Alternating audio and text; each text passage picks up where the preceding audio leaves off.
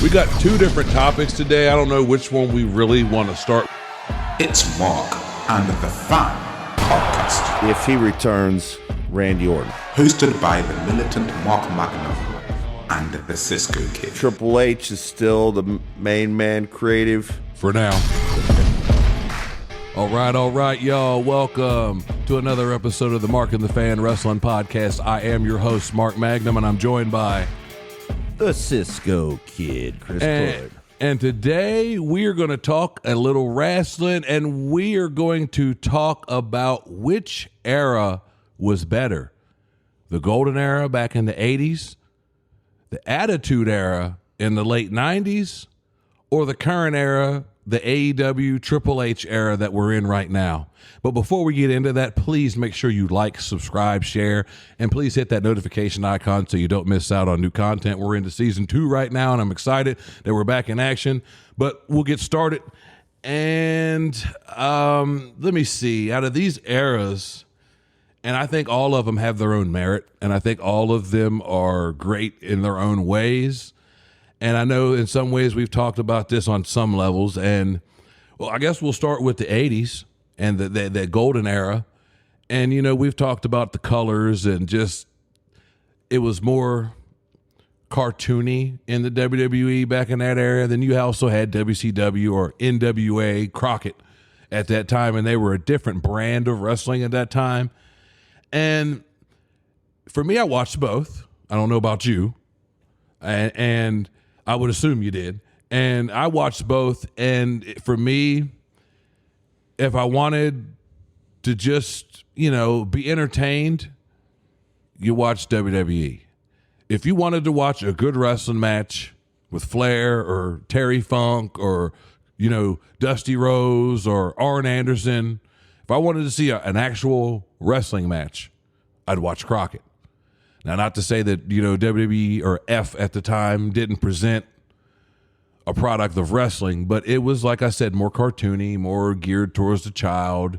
It didn't have that gritty look that NWA Power and stuff like the Power Hour and stuff like that looked back in the day. So it was an era that I enjoyed watching just because I know a lot of this is going to be nostalgia talking for both of us because we're both the same age. So there's going to be a whole lot of nostalgia being talked in this one.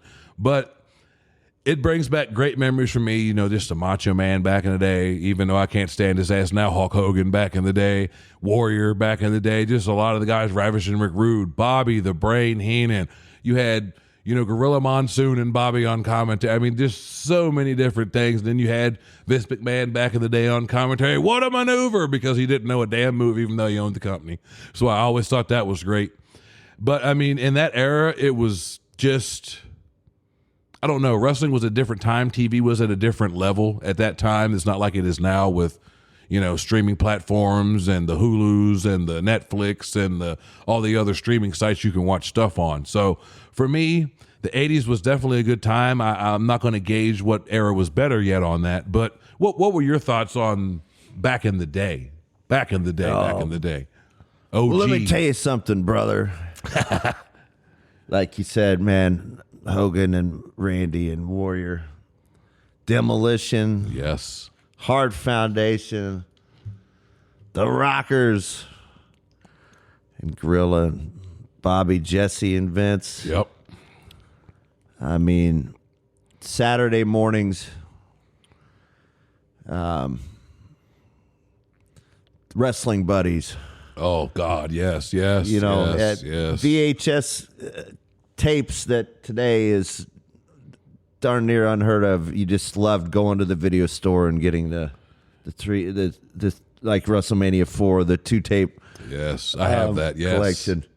It was just it was so awesome, and I'm sure we've talked about this on other shows, but it was the day of the big man, and it was just a lot of the wrestlers, you know, later on.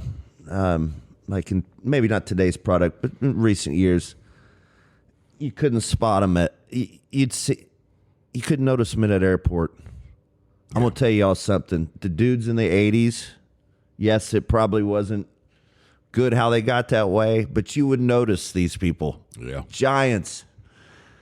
on the WWF side.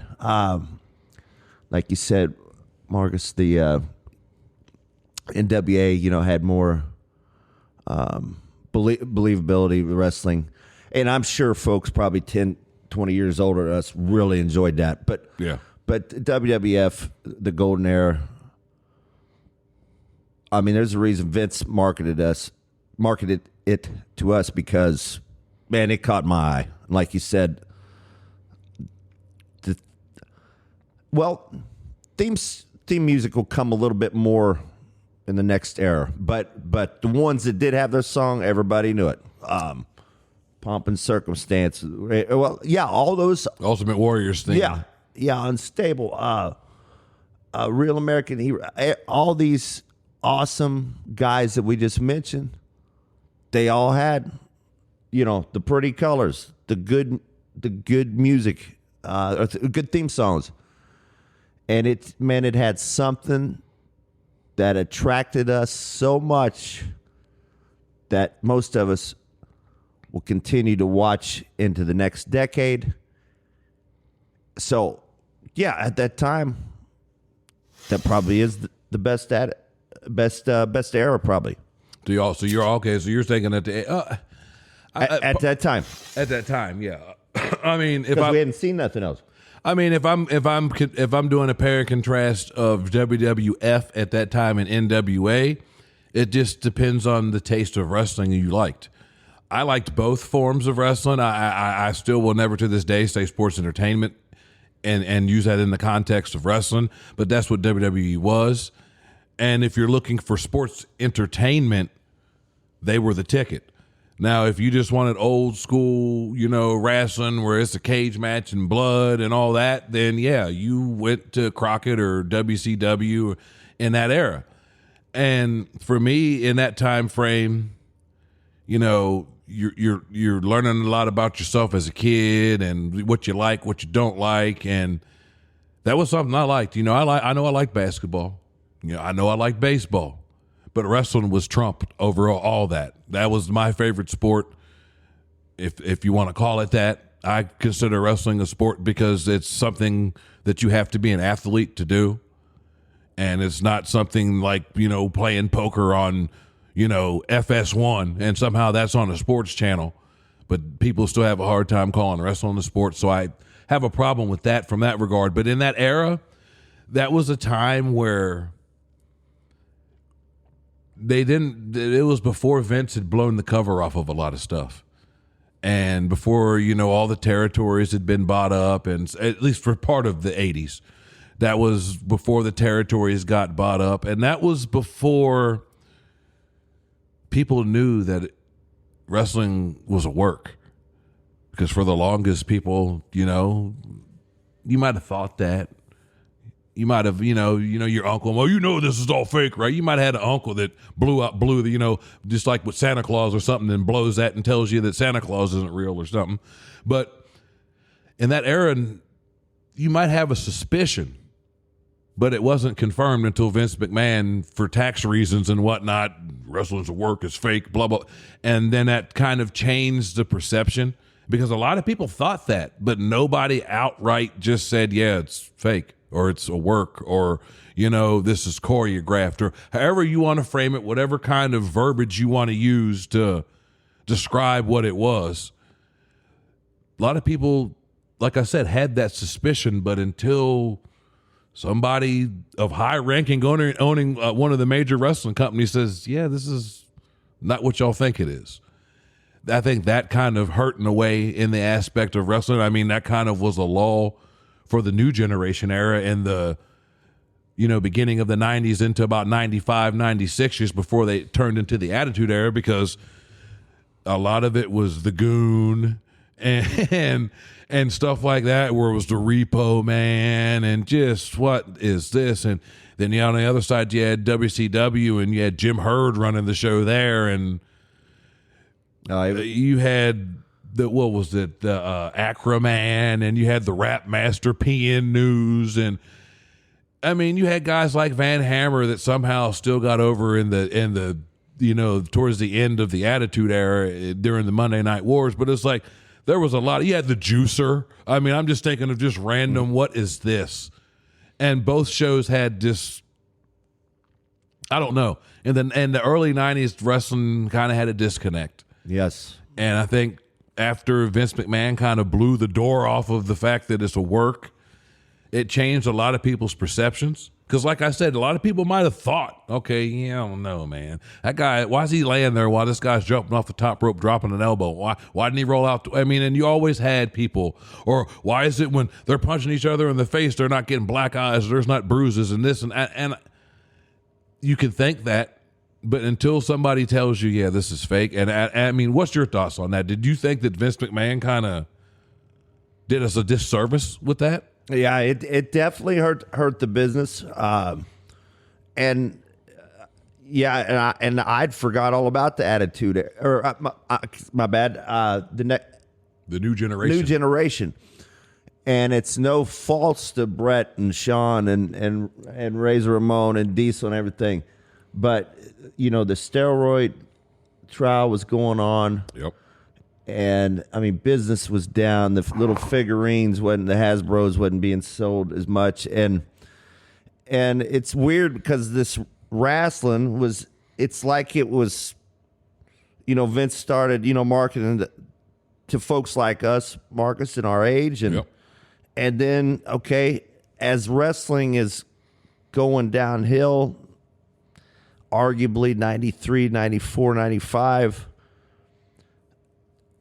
That's kind of how we're transitioning, in life. You know what I mean? We're coming into the teenage years, and it's like, oh, okay, And so, yeah, it was. I would watch it, but pretty stale. So we went from the big guys, the golden era, to some awesome talents in Brett, Sean, Taker, Scott Hall, 1, 2, 3 Nash. Kid. Yes. But it's like we needed something else. And I mean, they had guys like Owen Hart. I mean, there was, and I'm not one of these guys that thinks a wrestler's got to be 350 pounds and jacked to the gills, because some of the best wrestlers were the guys that weighed 220, the guys that weighed 225. The Bret Harts, the Shawn Michaels, the Macho Man Randy Savages, the guys that could actually move in the ring. Because when you're the warlord, you're kind of limited. I mean, the British Bulldog back in the day, he was awesome. But you're still somewhat limited because you're so muscular. You're flexible. I mean, even Hogan, guys like that, Warrior, guys like that were just massive. And I get it. But at the same time, that was that point when, with that steroid trial, like you talked about, Vince was trying to transition away from that look. Mm-hmm. And then you got, Shawn Michaels and Bret Hart and the 1, 2, 3 Kid. And you still had big guys. You had Diesel and you had Razor and you had guys like that still. But yeah, it was noticeable that the roster had gotten a little bit smaller and the guys weren't as big. You still had guys like Tito Santana, as El Matador, as he was called at that point, where he was still around. You still had some old veterans that were still there, but a lot had changed. A lot of people had either left the business. I mean, you had Hercules and just guys like that kind of just aged out, that looked that way, the way that you're talking about. That were just the big, jacked Vince McMahon's wet dream. And then you go from that to these smaller guys, like I said, the 1, 2, 3 Kids of the world, and you're putting them over. You got Owen Hart, even though they had him back in the late 80s as a Blue Blazer, you bring him in as Owen Hart. I mean, you've got all these smaller guys that are doing the same thing, but in my opinion, they were doing it better, no different than in WCW when you had guys like the Great Muta. Yeah, you had guys like Sting that could get out there and get it, but he also did still look the part. But you had guys like an Arn Anderson that looked like your uncle physically, you know what I mean? But he could go out there and wrestle circles around you. And when we got into the new generation, a lot had changed. And they still had big guys, but the ratings went down. People kind of lost interest. And like I said, with Vince blowing the cover off of the wrestling being a work, that kind of hurt because that for a lot of people that killed his credibility.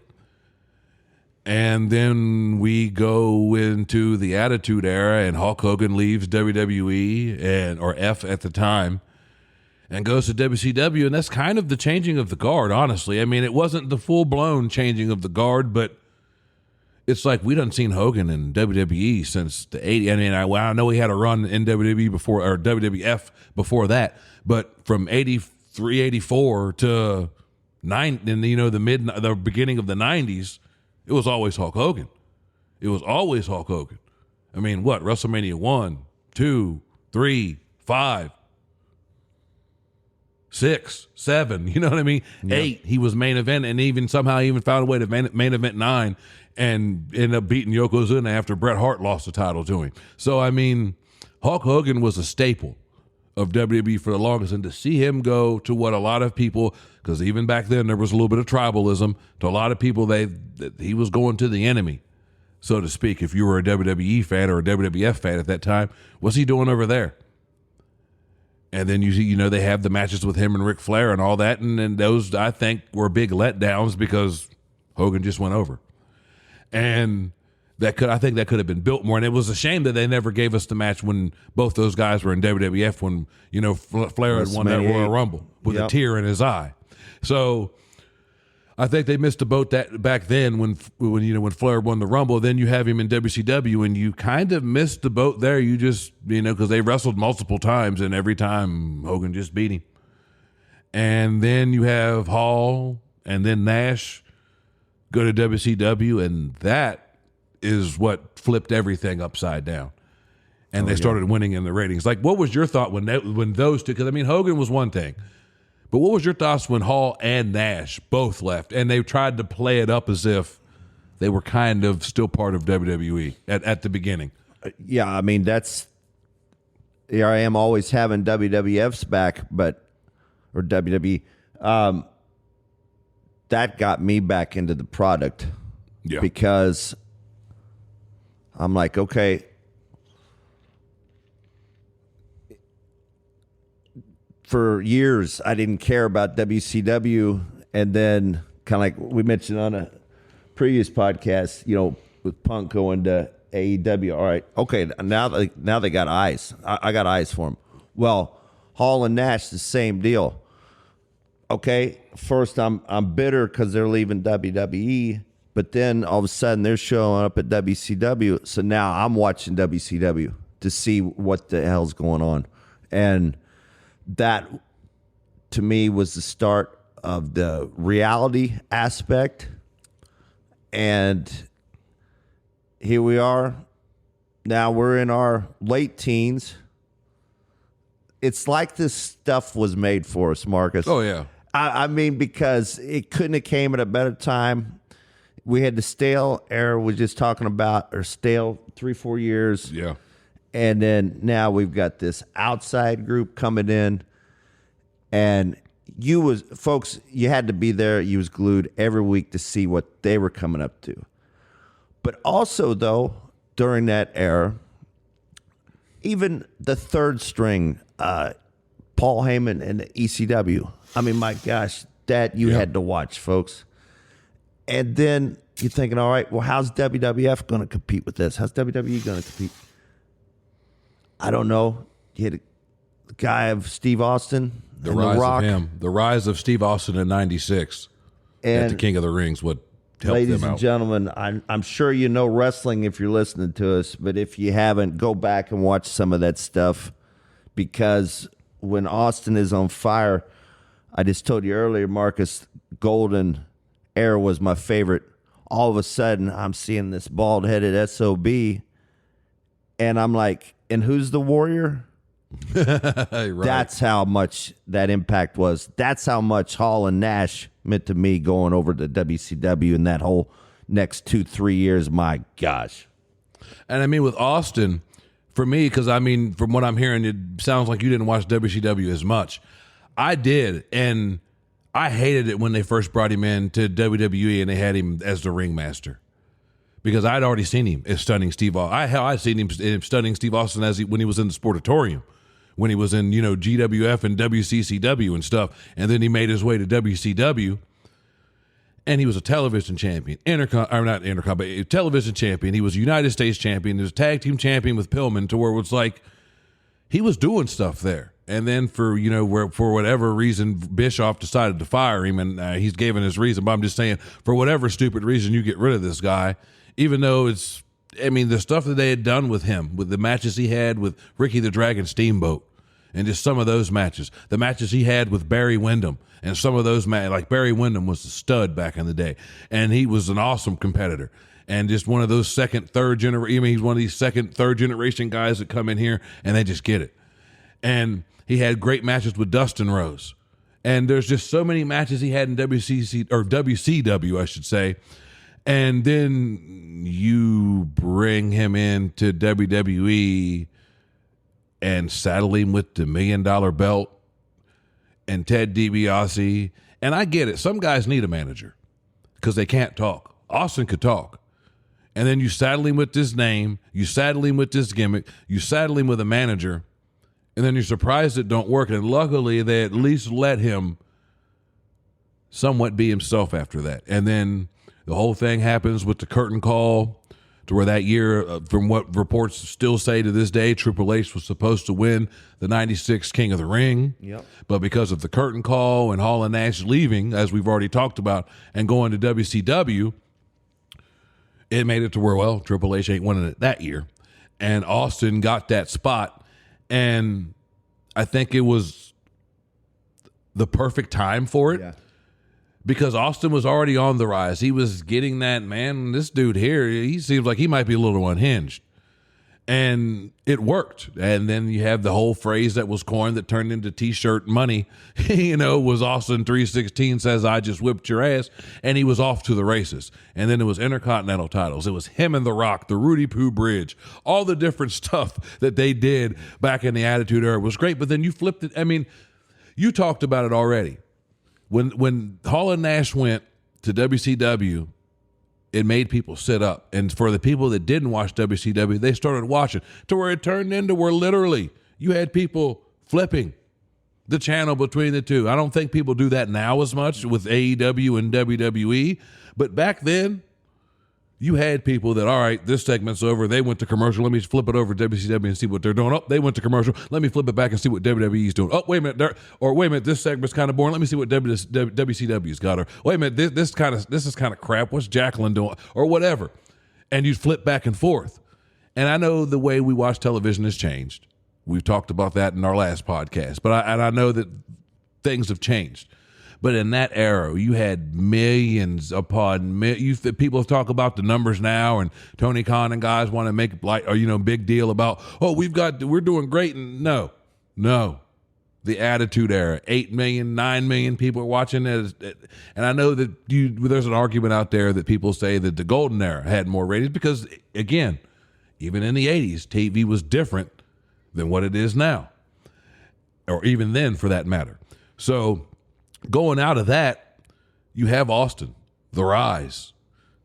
The whole thing with him getting dropped on his head by Owen, and that kind of slowed him down a little bit, but he came back even stronger, beat Shawn Michaels at WrestleMania 14, and it is what it is. He stuns Vince McMahon, and for a while, WCW was kicking their ass with the NWO and just some of the stuff they were doing. It was revolutionary. It was something different. And the NWO, especially with Hogan, I think that was the biggest thing.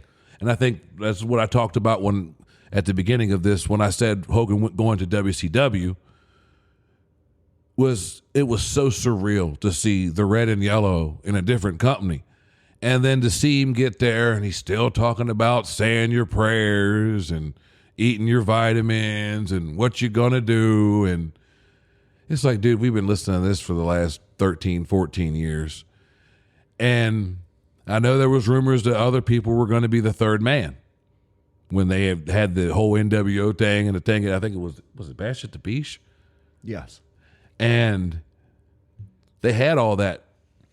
And I think, I know Hogan's the king of politicking, or I'm sure he politicked his way into this role. But I think out of all the politicking he did, that was the best bit of politics because he needed something. Hogan was getting stale in WCW. And this was something that a lot of us, I mean, at the beginning, Hogan was a heel. But then by the time he had the first stint in WWE or it might have been WWF at that point, he was a heel when he was with Classy Freddie Blassie. Then he went back to AWA, did some stuff. The whole Rocky III movie was a controversy to Vince Sr. because he didn't think wrestlers should be in movies, blah, blah, blah. Then he comes back, beats the Sheik, and Hogan was off and running for years. And it gets to a point where a lot of wrestlers got to evolve, and it seemed like Hogan never did. And then with the whole NWA thing, him being NWO thing, with him being, revealed as the third guy, I think that was what got people to really start paying attention to WCW. Like, wait a minute, Hogan's a heel? This is different. And it got people to watch. So, I mean, I'm sure that was one of the things for you because I know you're a Hogan fan. Oh, yeah. What's that, Tony Schiavone? Hulk Hogan, you can go to hell. Yeah. I mean, that night he turned. But, yeah, I mean, like I said, most of the fans on here listening to us, they've seen this. They know what we're talking about. We're just giving our opinion. But to tell you what it was like back then in the Attitude Era, like an opening would be on Nitro, Dean Malenko versus like Eddie Guerrero. If you flipped it over to Raw, not if, but when you watched Raw, it'd start out boom, boom, boom, boom. It was the New Age Outlaws versus like Kane and X-Pac. That's like the opening match, ladies and gentlemen. Yeah. I mean, this stuff, as good as the Golden Era was, this Attitude Era, it was the bomb. And as of now, or at that time, I didn't think I'd ever like wrestling ever as much as that, because that stuff was on fire. And I don't know, Marcus. I don't know if it'll ever be better than the Attitude Era. I mean, I'm not trying to throw shade, but at the same time, for me, it's kind of like, if I'm going to try to be honest and do pros and cons of all this, my biggest takeaway from the Attitude Era would probably be it was a lot of hot shot booking,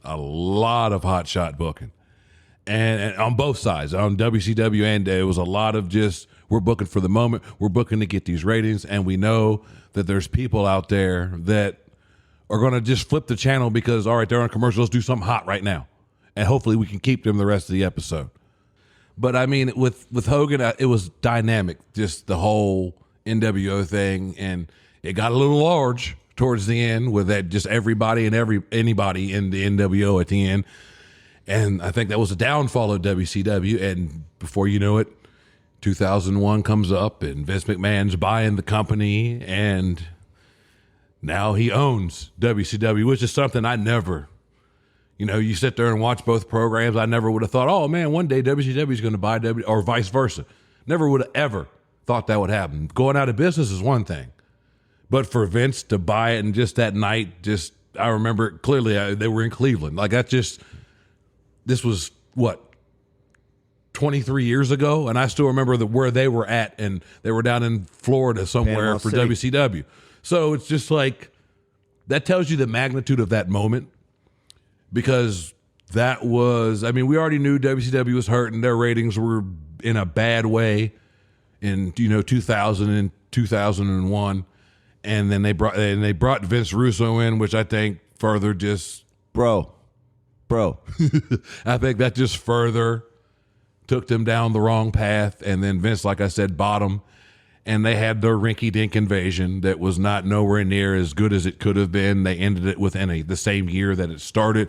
That could be something that could have went on 5, 6, 7, 8 years, and they killed it off in 1 year. And I think when I look at that part of WWE in the early 2000s, it was like, once Vince did, and this is why I'm happy AEW is around now, at least, even though I have my qualms about him. But once Vince realized there was no competition and he was basically the only game in town, yeah, you had other companies and stuff like that still, but it was more regional and more, they weren't getting as many eyes as WWE was. And Vince just realized, hey, we've cornered the market. Whether we're good or bad, he thought people were going to watch. And slowly, throughout the years, you went from 8 million people to 7 to 3 to what we're at now, around 2. And it hurt the business without having that direct competition. Like, what did you think when he bought WCW? Yeah, a lot of things was going on at that time. I mean, they had climaxed as far as the WWE product, and I felt total excitement about the purchase of WCW. Not thinking long term, short term. Yep. I thought, okay, we can get whoever, insert names, get Flair back over. We could get to Goldberg, Stings, Hogan. I didn't know how much longer he had, but a lot, Marcus, I know you'll realize this, but a lot of fans forget, and you're absolutely right. Had 8 million down to 7, 6. But I remember when the WWE peaked on popularity was probably also this. Was it WrestleMania 17?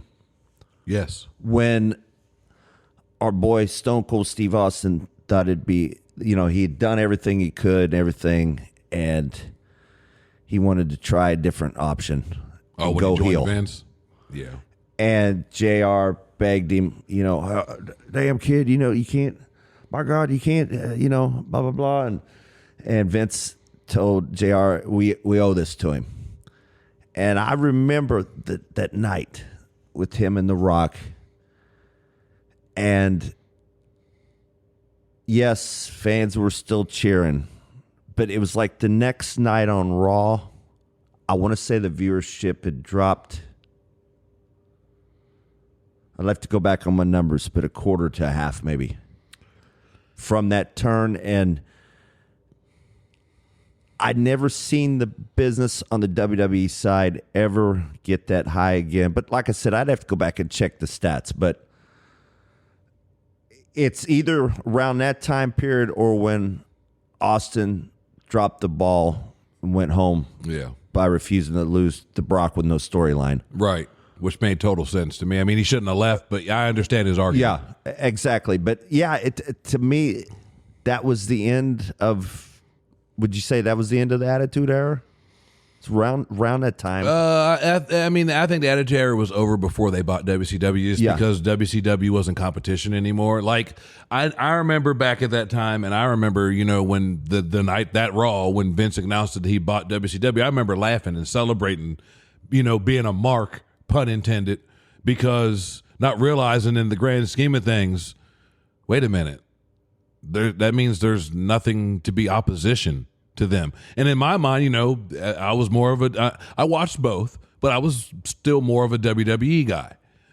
And like I said, I'm kind of laughing in my mind, like, aha, they beat them, and not realizing this is kind of the worst scenario possible, because now Vince can kind of just do whatever, and he's expecting you to watch. And like I said, the fans dropped drastically throughout the years. I mean, they stayed steady for a while, but then once certain things, and then the rise of Cena and other guys, and as we go on throughout all this, a lot of things changed, and not for the better. Like, just Vince's vision I don't think was the same in the regards of still giving out compelling content.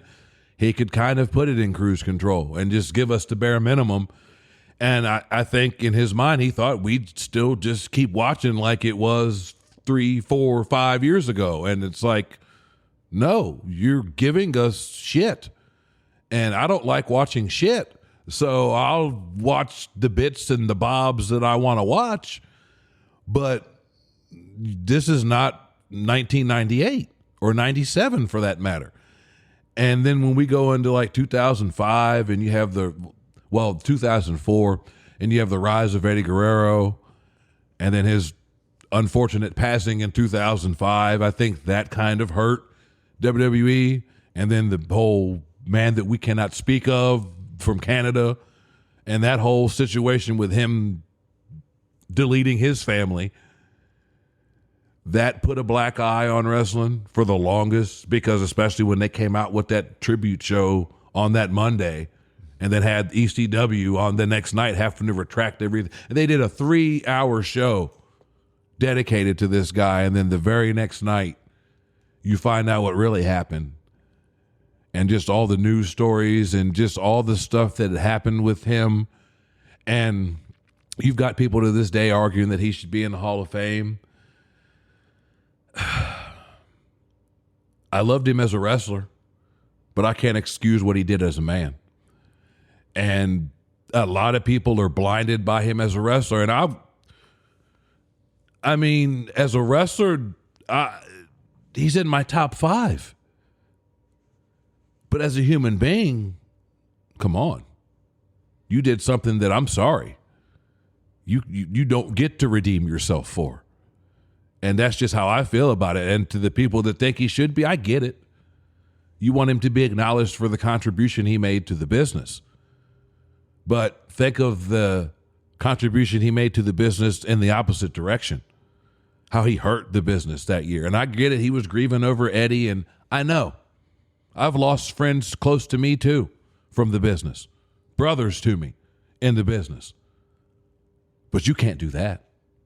And I understand he might have had, his brain was, I get all that. I've seen his work. I know how hard he went. It's not like Miz or somebody that he's a, soft-core wrestler where you have a hard time believing some of what he does. No, I believed everything that the Crippler did. It was just I had a hard time believing the other stuff that he did. All the alleged steroid use. And it just and it was years, and we already done talked about the steroid trial earlier. And just to kind of be thrust back into that and just the way all that happened, it left a bad taste. And I think it took WWE years to kind of push that out of people's minds. And I mean, I know you probably got what's your thoughts on that like on him, and possibly should he be in the Hall of Fame? Because I'm not going to say his damn name because I don't think he deserves that. No, what he's going through, like you said, nobody knows but him. Right. But you want to take the cheap way out, take yourself out. That's one thing. Right. You leave the kid and the wife alone. And that's all I got to say about that. And no Hall of Fame. Yeah. It all ended right then. And I think that, they talk about, all right, steroids this, steroids that. Or brain damage this or brain damage that. Yeah. That's the one that finally, it changed. Yeah, like you said, not for the good. It changed. It just changed everything. Well, on that deal. I'll say this: it did change one thing for the better. They stopped doing chair shots to the head, and I know a lot of people were big on that and that because that was a lot of what we saw in the Attitude Era. I remember Ken Shamrock getting stroked in the face by The Rock when he was on his knees. So I mean, it had its place. And there are safe ways to take a chair to the head, but there was guys, and I almost said his name, the Crippler from Canada was one of those guys that would take a straight chair shot.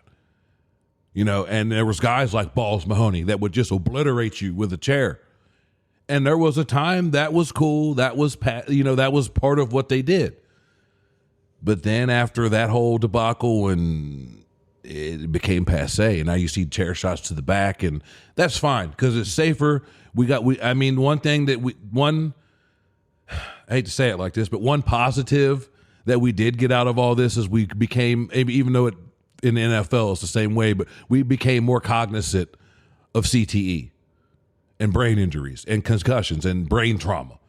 Because, you think of all the guys in the Attitude Era that took straight chair shots on both sides, in WCW and WWE, at that time, whatever.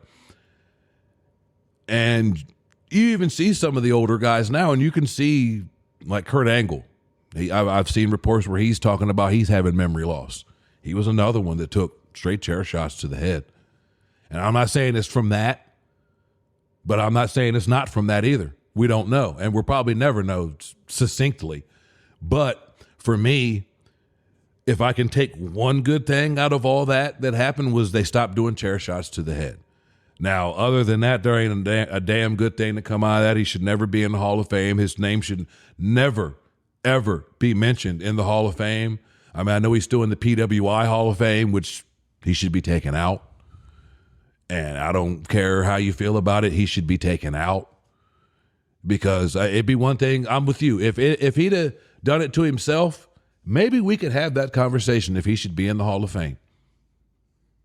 Because then we could go into the whole, we don't know what he was going through, or we don't know what his mindset was. But to do all that, I'm going to get off this subject because it kind of pisses me off. But after that, they had a hard time volleying. And then you kind of have, like I was saying, the rise of Cena. Mm-hmm. And them kind of shoveling him down our throat and him just beating everybody. And Cena always wins was kind of where we had a lot of people saying we've seen enough and stuff like that, to where it's like, I loved him as the doctor of thugonomics. I liked him more as a heel because he had that attitude. He had that swagger. He had that believability about him. Then once he became, the never give up, it was just like, you're just a new age version of Hogan, but better. He's a better talker. Working wise, I think they're about the same. I think Cena's one of the worst bumpers in the history of the business. That's just my personal opinion, just watching him work and just seeing some of the bumps he takes and just how his arms are down as he's bumping. Like, it bothers me, but they shoveled him down our throat for the longest time. And, when he won his first title, when he beat JBL, people were cheering. People were happy. I mean, if you watch it back, there was a hint of boos. But as years go on and he goes into title 3 and 4 and 10 and 12, and now he's at 15 or whatever. I think is he tied with Flair? I can't even remember. Mm-hmm. To where he's tied with Flair now. And for me, that's one of those things, just like Undertaker. I don't think Undertaker ever should have been beaten at Mania. And with all the things swirling around Ric Flair right now and some of the allegations that have been against him, I don't think they should have passed Ric Flair's record. That's just me, my personal opinion. You've got to make some things special. And the fact that you've got Cena tied with him is kind of lame. You should either had him pass him or not tie him. Get close to him like Randy is. Get close to him like Triple H is, but not actually surpass him. That's just my opinion. But you had Cena. And you had, the JBLs and all the other guys that came out of that, and it just started becoming so dreadful to watch. And the aspect of they've got talent, it's just they're not being booked in a way I want to see. You had Brian Kendrick and all these other guys that were just great workers in that era. You had Randy Orton still. You had Batista rising. You had Evolution. There were good spots. I'm not trying to poo-poo on everything, but they had their moments, and they had good stuff like Mick Foley versus Randy Orton was gold in 2003 and 4. I mean, some of the stuff they did was great. But then you just got to a point where it just got stale and stayed stale and stayed stale and stayed stale until we got to the point of the pandemic. And that all happened, and we're watching it the most bizarre way possible. And I felt sorry for them performers because I've wrestled on the indies plenty, and it sucks when you go out there and there's only 50 people in the building, and it's a venue that could hold a couple hundred. So I can only imagine when you're knowingly going out there and performing in front of nobody, and you have nothing to feed off of, you have nothing to work off of, you have nothing to add that back and forth. Just like in a football, it was weird watching football with no crowd, and they've got standees and cutouts and stuff. It was just like, and then with WWE, then they went to the screens and all that. It was just, and I get what they were doing. And then they went overboard with the sweetening the crowd with the crowd sounds, and which they still do today with Dominic Mysterio. It's just some of the things that came out of the pandemic is terrible. Then we came out of the pandemic, and then Vince McMahon kind of had allegations levied against him to where he stepped away. And we thought at the time it was a permanent situation. And we talked about this on our last podcast, or one of our last podcasts, that with AEW, that's why they had the viewers they were getting at the beginning, because there was just so much bad will, so many years, decades worth of just garbage, not garbage wrestling, but stuff that we didn't want to see, or you were putting over guys we were tired of seeing. And then you had AEW start, they rise, they're doing their thing. Then Vince steps away. Now all of a sudden the elephant in the room's kind of not there. And Triple H takes over for a little bit. And it kind of changes the tide, and then CM Punk and the whole, everything that happened with AEW with CM Punk, him leaving, and then you come full circle with now Triple H is taking over. It changed people's perspectives. I don't know how you felt. What did you think, like when Triple H took over and Vince McMahon stepped away? And I know we talked about this previously, but what were your thoughts when he took over in the aspect of how the product changed? Well, yeah, at first I was worried. I should have thought, well, it can't get any worse. What do you mean, as in? When Triple H took over. Okay. I was worried because, yes, Vince, almost 80. It's like, okay, damn it, pal. 80s heels, they don't sell tickets.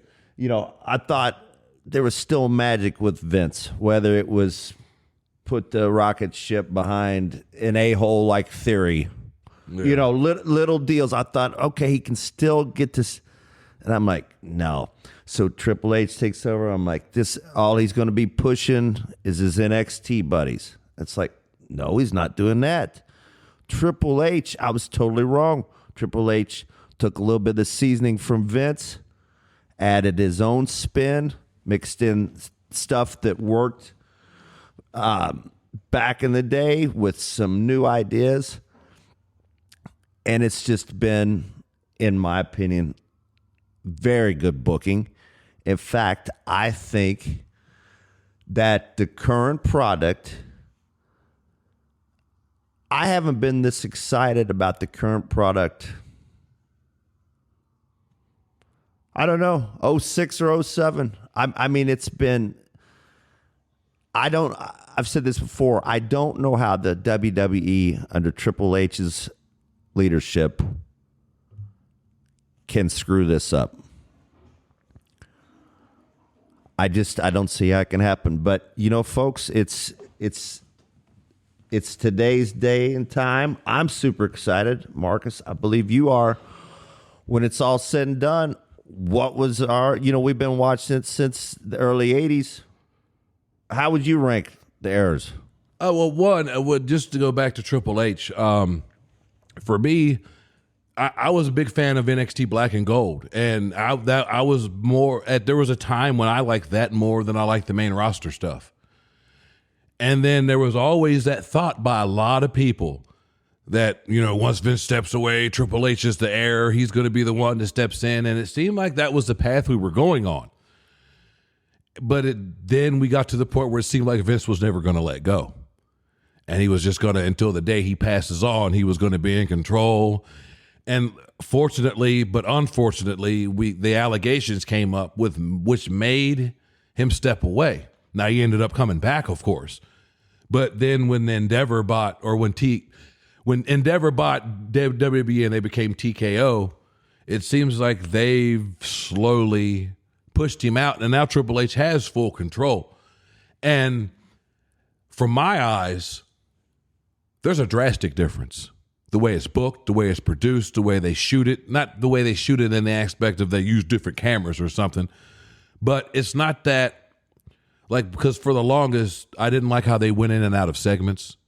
You'd have, Seth Rollins come to the ring for a match, and then they go to commercial, and then they come back from commercial, and then it's a backstage segment, then a video package, then something else. Then we cut back to the ring to Seth Rollins. Then his opponent comes out. Then we go to another commercial break. Then we come back from commercial break. There's another video package about something, and then we finally get to the match. And for the longest, that was, in the last 3-4 years, that was my biggest problem, is their pacing and how they put stuff together. Because it's like, if you've got a match, give me the match. This promo you did before the match, you could have after the match.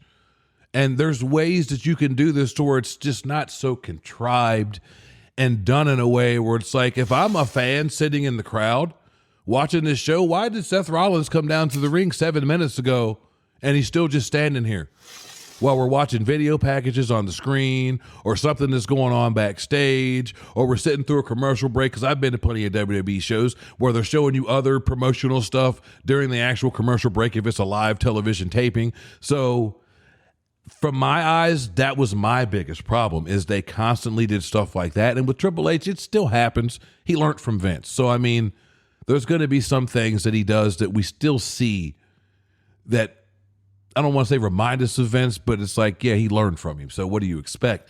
But going forward right now, I have no doubts that this is going to be another good year for WWE, barring some unforeseen catastrophe or something happening. Because I feel like last year was one of their strongest years in decades. Just buy rate wise, the money that they made, they're finally making new stars. Because I think that was one of our biggest complaints, one of the last podcasts we did last year, was that they're not making new stars. They're having to bring back Goldberg. They're having to bring back Brock Lesnar. They're having to, bring back all these older guys that it's like, or even Stone Cold for that matter, even though I love seeing him.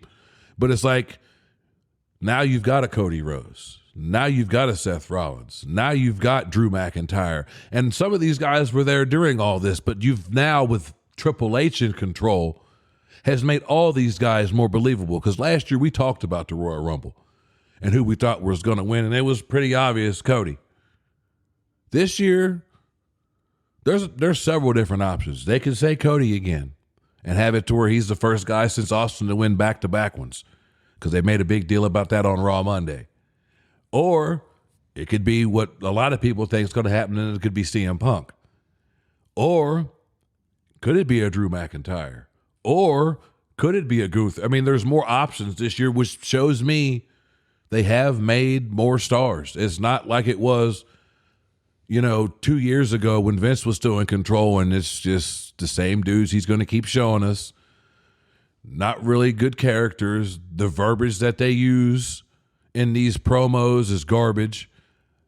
Their humor's even worse, because some of the stuff they do that they think's funny isn't that funny. So, but you asked me the question, which era do I think is better?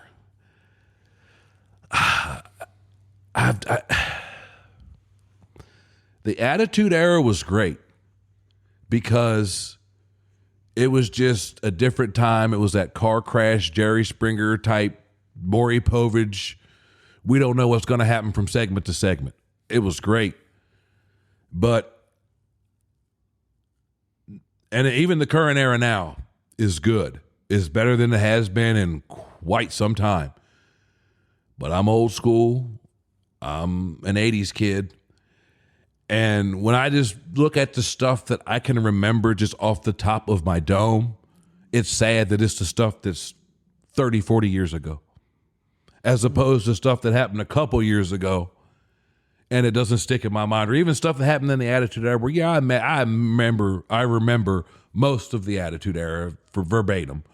But when I can think to myself that I can remember, being 5 years old watching WrestleMania 2, or, like, that's the stuff that still makes me a fan to this day. So if I'm picking, it's the Golden Era. Now, I'm not going to say hands down, because the Attitude Era was right there, but Golden Era is the best to me.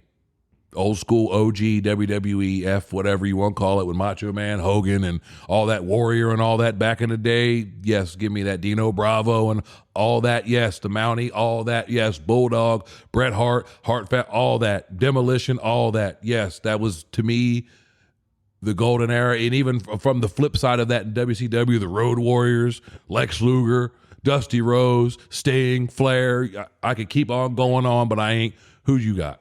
What's your best?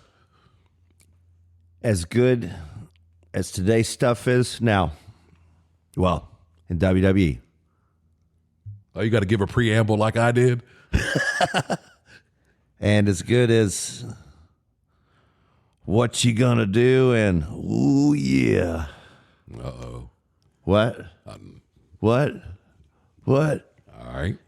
if you smell what The Rock and Austin and the Attitude Era is cooking. Attitude Era for me. I mean, it's not a bad choice, man. I mean, for me, it's hard to pick either because both of them hold a very special place in my heart. Just as a child growing up for that golden era, and then as a teenager in my formative years, when it kind of mattered the most, the Attitude Era was right up there with the golden era. But just as a kid, I'm sorry, and people can say what they want in the comments about I'm wrong or whatever. I'm sorry. I'm being nostalgic on this one, and it's the golden era is just, I don't want to say head and shoulders above, but for me, it's always going to be that number one for me. But anyway, I believe that's it for us this week. So we're going to hop off here. But before we do, I got to say, please make sure you subscribe, like, share, and hit that notification icon so you don't miss out on new content. We are so happy to be back, guys. And we look forward to doing more episodes. But we're going to get off here. But for the Mark and the Fan Wrestling Podcast, I am your boy, Mark Magnum, along with my boy, the Cisco Kid. Thank you guys for watching and listening and whatnot, because there was no video, but I appreciate you guys listening, and we'll see you when we see you. Take care. This has been the Mark and the Fan Podcast with your hosts, Mark Magnum and the Cisco Kid. Find us on YouTube and Facebook. Please remember to like, subscribe, and share with your friends.